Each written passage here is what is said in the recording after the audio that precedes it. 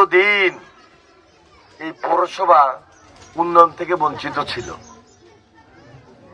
আপনার A grade পৌরসভা, কিন্তু 1 নম্বর ওয়ার্ড, এ গ্রেড 1 নম্বর, কিন্তু কামে কাজে বাস্তবে নাই।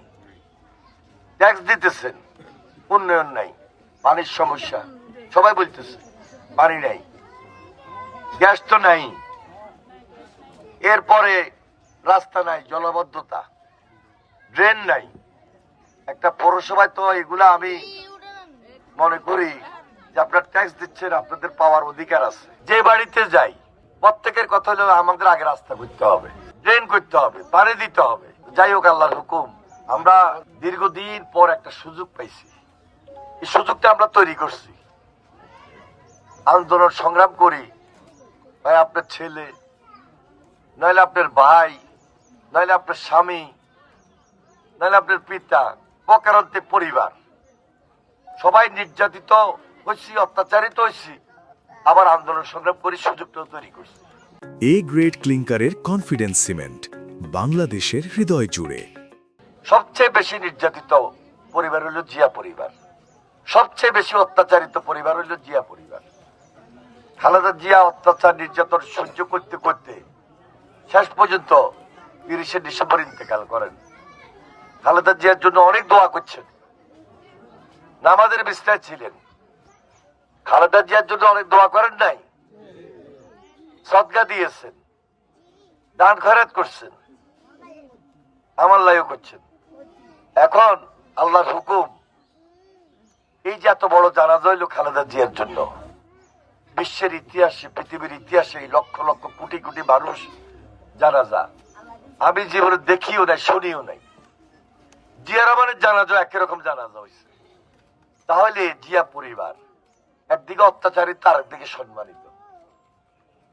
প্রেসিডেন্ট জিয়া স্বাধীনতার ঘোষণা করছেন, মুক্তিযুদ্ধ করছেন, মুক্তিযুদ্ধের নেতৃত্ব দিয়েছেন। আরেকটা পক্ষ দেশের বিরোধিতা করছে, মুক্তিযুদ্ধের বিরোধিতা করছে, এবং পাখানাদার বাহিনীদেরকে পথ দেখাই দিচ্ছে যে বাড়িতে মুক্তিযোদ্ধারা আছে, এই বাড়িতে ব্যবসায়ীরা আছে, বড় ব্যবসা করে, লুটপাট করছে, আগুন দিয়ে বাড়ি জ্বালাই দিচ্ছে, মা বোনদের উপর নির্যাতন করছে, বড় হত্যা করছে, বুদ্ধিজীবী হত্যা করছে। এগুলা ইতিহাস দেশের মানুষ জানে, না জানার কোনো কারণ নেই। তারপরও প্রেসিডেন্ট জিয়া তাদেরকে সাধারণ ক্ষমা করছিলেন বৃহত্তর স্বার্থে। সাধারণ ক্ষমার সে সম্মানটাও তারা দিতে পারেন নাই। 86 সালে, 96 সালে খেয়াল করে দেখেন, 172 দিন, 73 দিন হরতাল অবরোধ করে তারা একটা বিশৃঙ্খল পরিস্থিতি সৃষ্টি করেছিল। এখন তাদের রাজনৈতিক আদর্শ নিয়ে তারা চলে, কিন্তু চলুক, ভালো কথা, অসুবিধা নাই। জনগণ যদি ভোট দিয়ে দিবে, কিন্তু এত অপব্যাখ্যা, এত অপপ্রচার, জান্নাতের টিকিট দিবেন, বেহেশতের টিকিট দিবেন, যেটা কোনোদিন প্রকৃত ইসলামের মধ্যে নাই।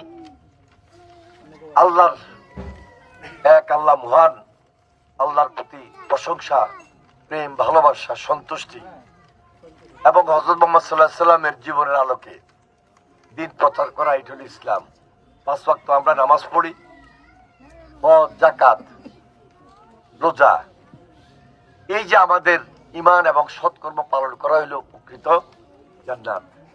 কিন্তু এটার উপরে এত অপব্যাখ্যা একটা দল দিচ্ছেন, মানুষকে প্রতারিত করি ভোট নেওয়ার জন্য। আমরা একটা রাজনৈতিক দল, মিছিল মিটিং করি, মানুষের সেবাও তো আমাদেরকে করতে হয়।